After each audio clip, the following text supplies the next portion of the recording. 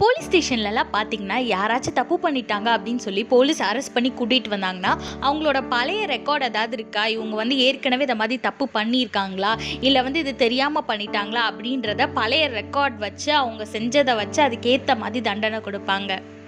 இதே மாதிரி பாராட்டு விழா நடத்துகிறவங்கள பார்த்தீங்கன்னா இதுக்கு முன்னாடி அவங்க எங்கெங்கே யார் யாருக்கு உதவி செஞ்சுருக்காங்க, யார் யாருக்கெல்லாம் எந்த மாதிரி உதவி செஞ்சுருக்காங்க அப்படின்னு சொல்லி பார்த்து அதுக்கேற்ற மாதிரி பாராட்டு விழா நடத்துவாங்க.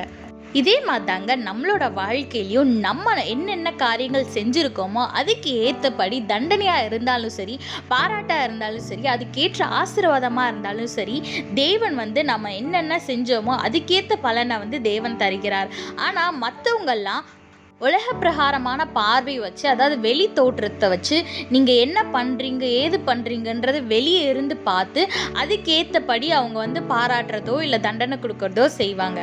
டொனேஷன் பண்ணுறவங்களோ இல்லை ஹெல்ப் பண்ணுறவங்களோ வந்து அவங்க மனசார செஞ்சாங்களா இல்லை வந்து ஒரு ஃபேமஸ்க்காக செஞ்சாங்களான்றது அவங்களுக்கு மட்டும்தான் தெரியும். ஆனால் தேவன் அப்படி இல்லைங்க. நம்ம வெளியில் என்ன பண்ணுறோன்றதை பார்க்காம நம்ம மனசார என்ன நன்மைகள் செஞ்சுருக்கோம், மனசார யாருக்கெல்லாம் என்னெல்லாம் தீமைகள் செஞ்சுருக்கோன்றதை பார்த்து அதுக்கேற்ற பலனை கொடுப்பாரு. எரேமியா 17:10 பாருங்க, கர்த்தராகிய நானே ஒவ்வொருவனுக்கும் அவனவன் வழிகளுக்கும் செய்கைகளின் பலன்களுக்கும் தக்கதை கொடுக்கும்படிக்கும் இருதயத்தை ஆராய்கிறவரும் உள்ளிந்திரியங்களை சோதித்தருகிறவருமாய் இருக்கிறேன்னு வேதத்துல போட்டிருக்கு.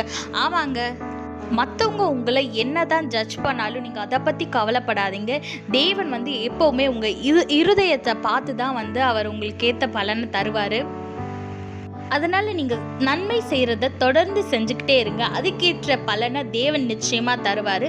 அதே மாதிரி நீங்கள் ஏதாவது கெட்டது செஞ்சுருந்தீங்கன்னா, தெரிஞ்சோ தெரியாமலோ பண்ணியிருந்தாலும் சரி, அது தேவனோட பாதத்தில் அமர்ந்து, ஏசப்பா நான் தெரியாமல் பண்ணிட்டேன், இல்லை தப்புன்னு தெரிஞ்சே என்னை பண்ணிட்டேன், இனிமே பண்ண மாட்டேன், என்னை மன்னிச்சிருங்கன்னு தேவன் இடத்துல நீங்கள் ஒப்பு கொடுத்து அதை ஜெபிக்கும் போது, அந்த பாவத்தை அறிக்கையிடும் போது தேவன் அந்த பாவத்தை மன்னித்து உங்களை ஏற்றுக்கொண்டு அதுக்கேற்ற பலனையும் ஆசீர்வாதங்களையும் உங்களுக்கு தந்து ஆசீர்வதிப்பார். அதனால் கர்த்தருக்குள்ள உண்மையாக இருங்க, சந்தோஷமாக இருங்க, எல்லார்கிட்டையும் அன்பாக இருங்க, எல்லாருக்கும் உங்களால் முடிஞ்ச உதவிகளை செய்யுங்க. கர்த்தர் உங்களோடு கூட உங்களை ஆசீர்வதித்து உங்களை வழி நடத்துவாராக. ஆமீன். இயேசுவுக்கு தெரியும், என் வேதனை இயேசுவுக்கு புரியும், என்